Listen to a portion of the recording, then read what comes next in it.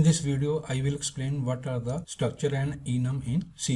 जो आपकी स्ट्रक्चर होती हैं, they are look like classes. जैसे आपके क्लास के अंदर डाटा मेंबर्स होते हैं, फंक्शंस होते हैं, प्रॉपर्टीज होती हैं, इवेंट्स होते हैं, they all are available in structure. But the main difference is that जो स्ट्रक्चर होती हैं आपकी वो होती हैं वैल्यू टाइप, और जो आपकी क्लासेस होती हैं they are the reference type. Value type का मतलब क्या है कि जो भी आपका ऑब्जेक्ट बनता है वो आपका स्टैक मेमोरी में बनता है, और जो क्लासेस का ऑब्जेक्ट बनता है वो आपका हीप मेमोरी में बनता है। जो आपकी स्ट्रक्चर होती है वो आपकी फास्टर देन द क्लासेस। तो यहाँ पे मैं एक स्ट्रक्चर डिक्लेयर करता हूँ, उसका नाम रखता हूँ यूजर। पब्लिक स्ट्रक्ट कीवर्ड है आपका, जिससे हम स्ट्रक्चर को डिफाइन करते हैं या डिक्लेयर करते हैं, और इसका नाम रख देता हूँ यूजर। और स्ट्रक्चर के अंदर आपके पास फील्ड्स हो सकते हैं, तो यहाँ पे मैं एक लेता हूँ public int ID, public string name, and third variable ले लेता हूँ public string password.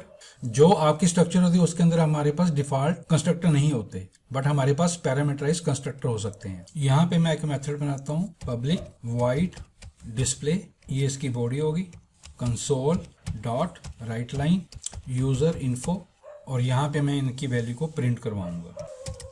ID colon argument 0, name colon argument 1, password colon argument 2।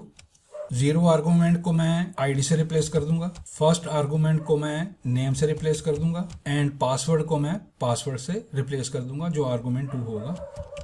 No, ये मेरे पास क्या होगी, स्ट्रक्चर होगी, जिसके अंदर मेरे पास ये सारे वेरिएबल्स हैं, या इनको आप कह सकते फील्ड नेम है, और ये मेरे पास एक मेथड है। अब मैं इसको मेन प्रोग्राम में यूज करूंगा। हमारी स्ट्रक्चर जो है वो पब्लिक है, तो जो आपकी स्ट्रक्चर होती है वो विदाउट न्यू कीवर्ड्स या न्यू कीवर्ड्स दोनों से ही हम डिफाइन कर सकते हैं। तो यहाँ पे मैं एक यूजर एक ऑब्जेक्ट ले लेता हूँ, ऑब्जेक्ट 1, इसको मैं डिक्लेयर कर देता हूँ, but not use the new keyword. Similarly मैं एक और ले लेता हूँ, इसका नाम रख देता हूँ मैं ऑब्जेक्ट 2। अब मैं इनकी वैल्यू को असाइन करता हूं। ऑब्जेक्ट 1 डॉट आईडी, यहां पे दे देता हूं 1, ऑब्जेक्ट 1 डॉट नेम, यहां पे दे देता हूं राज, और ऑब्जेक्ट 1 डॉट पासवर्ड, इसको दे देता हूं मैं राज @321। सिमिलरली मैं दूसरे ऑब्जेक्ट को भी असाइन कर सकता हूं, इसको मैं कर लेता हूं कॉपी, और यहाँ पे मैं ऑब्जेक्ट 2 की वैल्यू को भी असाइन कर देता हूं। यहाँ पे मैं दे देता हूं 2, यहाँ पे मैं कर देता हूं राकेश, और यहाँ पे मैं इसको कॉपी मार के यहाँ पे इसका पासवर्ड रख देता हूँ ये वाला।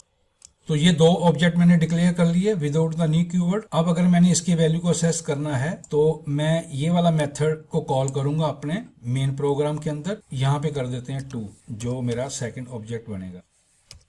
तो पहले मैं ऑब्जेक्ट 1 डॉट डिस्प्ले, और मैं इसके ऑब्जेक्ट 2 डॉट डिस्प्ले को भी कॉल करता हूं। तो पहले में मेरे को ये वैल्यू देगा, जो फर्स्ट रिकॉर्ड मेरे पास आएगा 1 राज, ये इसका पासवर्ड हो गया। दूसरा रिकॉर्ड मेरे पास आएगा 2 राकेश @321। अब मैं इसको कंट्रोल F5 से रन करूंगा, तो उसने यूजर इन्फो में मेरे को फर्स्ट रिकॉर्ड ये दे दिया, और सेकंड रिकॉर्ड मेरे को ये दे दिया उसने। जो आपकी स्ट्रक्चर होती है उसके अंदर आपके पास कोई भी डिफॉल्ट कंस्ट्रक्टर नहीं होता, बट हमारे पास पैरामीटराइज कंस्ट्रक्टर हो सकता है। जो आपका पैरामीटराइज कंस्ट्रक्टर होगा वो आपके जितने भी फील्ड वैल्यू हो उसको इनिशियलाइज करना उसके लिए मैंडेटरी है। अगर हम कोई भी एक भी छोड़ देंगे तो वो उसको इनिशियलाइज नहीं करेगा, तो वो हमें एरर देगा। तो अब मैं यहाँ पे एक कंस्ट्रक्टर बनाऊंगा जिसको हम पैरामीटराइज कंस्ट्रक्टर कहते हैं। तो यहाँ पे मैं एक लिख दूंगा पब्लिक यूजर, इसके अंदर मैं इनके सारे वेरिएबल को इनिशियलाइज करूंगा। तो पहला मेरे पास क्या इंट, इसको मैं देता हूँ ID comma string name comma string password. ये कंस्ट्रक्टर का ब्लॉक हो गया। इसके अंदर हम आईडी की वैल्यू को असाइन करेंगे आईडी, नेम की वैल्यू को असाइन करेंगे नेम। अभी यहाँ पे मैंने 2 वेरिएबल को वैल्यू दी है, तो यहाँ पे ये एरर दे रहा है। तो ये मैंडेटरी है कि सारे के सारे वेरिएबल को हमने इसके अंदर इनिशियलाइज करना जरूरी है। तो अब इसने मेरे को एरर देना बंद कर दिया, क्योंकि मैंने सारे वेरिएबल की वैल्यू को इनिशियलाइज कर दिया। नाउ अब मैं इसको यूज करूंगा न्यू कीवर्ड से, यूजर ऑब्जेक्ट 3 न्यू यूजर। अब मैं इसके अंदर इसके पैरामीटर पास करूंगा। तो यहाँ पे मैं दे देता हूँ 3, यहाँ पे दे देता हूँ राम कोमा राम @333। अब मैं इसकी वैल्यू को डिस्प्ले करवाता हूँ, ऑब्जेक्ट 3 डॉट डिस्प्ले। अगर मैं इसको कंट्रोल F5 से रन करूंगा तो अब ये 3 रिकॉर्ड देगा। अब इसने मेरे को थर्ड रिकॉर्ड दे दिया। Now the main difference between the classes and the structure is that जो क्लासेस होती हैं वो होती हैं आपकी रेफरेंस टाइप होती हैं, और जो स्ट्रक्चर होती हैं वो आपकी वैल्यू टाइप होती हैं। जो स्ट्रक्चर होती हैं वो आपके ऑब्जेक्ट को स्टोर करेंगी स्टैक मेमोरी में, और जो रेफरेंस ऑब्जेक्ट होते हैं वो स्टोर होते हैं आपके हीप मेमोरी में। जो स्ट्रक्चर होती हैं they are the faster than the classes. Structure को हम इनहेरिट नहीं कर सकते, बट क्लास को हम इनहेरिट कर सकते हैं। स्ट्रक्चर के अंदर आप कोई भी डिस्ट्रक्टर डिफाइन नहीं कर सकते, बट हम क्लास में डिस्ट्रक्टर डिफाइन कर सकते हैं। और जो लास्ट पॉइंट है, जो स्ट्रक्चर होती हैं वो आपका इंटरफेस को इंप्लीमेंट कर सकती हैं। तो these are the main difference between classes and the structure.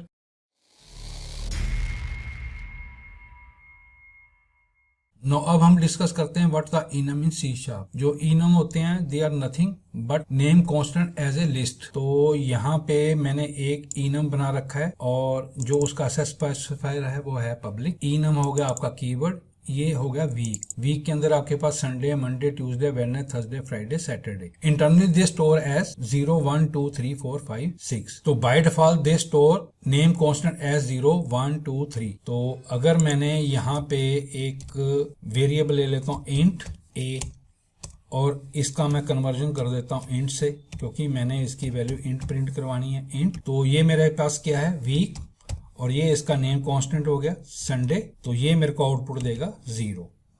Similarly अगर मैंने एक अनदर वेरिएबल ले लिया विच इज कॉल्ड बी, और यहाँ पे कर दिया मैंने मंडे, और ये मेरे को आउटपुट देगा 1। एंड मैं एक और ले लेता हूँ which is called C, and यहाँ पे कर देता हूँ ट्यूसडे, तो ये मेरे को देगा आउटपुट 2। अब अगर मैंने इनको प्रिंट करवाना है तो यहाँ पे मेरे कंसोल डॉट राइट लाइन, यहाँ पे मैं कर देता हूँ ए, यहाँ पे कर देता हूँ मैं बी, और यहाँ पे मैं कर देता हूँ सी।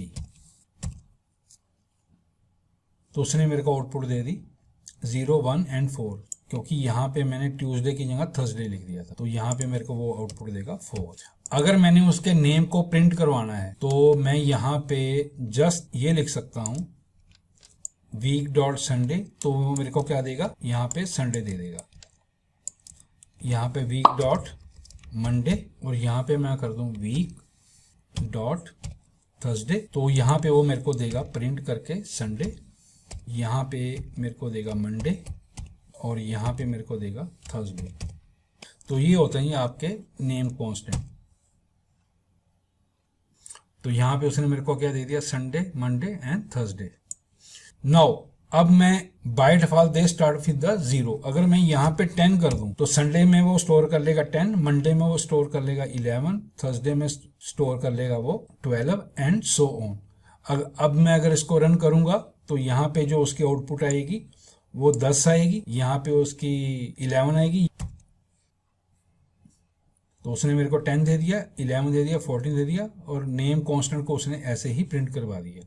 ना अब मैं इनको फॉर ईच लूप से प्रिंट करवाता हूँ। फॉर ईच, तो किस टाइप का मेरे पास, स्ट्रिंग कांस्टेंट इन, तो किस टाइप का मेरे पास इनम डॉट, यहाँ पे मैं लिखूंगा गेट नेम्स, टाइप ऑफ किस टाइप का, वीक का, और यहाँ पे मैं कंसोल डॉट राइट लाइन, और यहाँ पे मैं स्ट्रिंग कांस्टेंट। तो यहाँ पे मैं उनको नेम के थ्रू उसको प्रिंट करवा सकता हूँ। तो यहाँ पे मैं एक ले लेता हूँ using for each loop print names. अब मैं इसको कंट्रोल F से रन करता हूँ तो मेरे को दे देगा Sunday, Monday up to Saturday तक। तो using for each loop print names, तो उसने मेरे को ये सारे कांस्टेंट दे दिए। तो ये था जी आपका इनम के बारे में।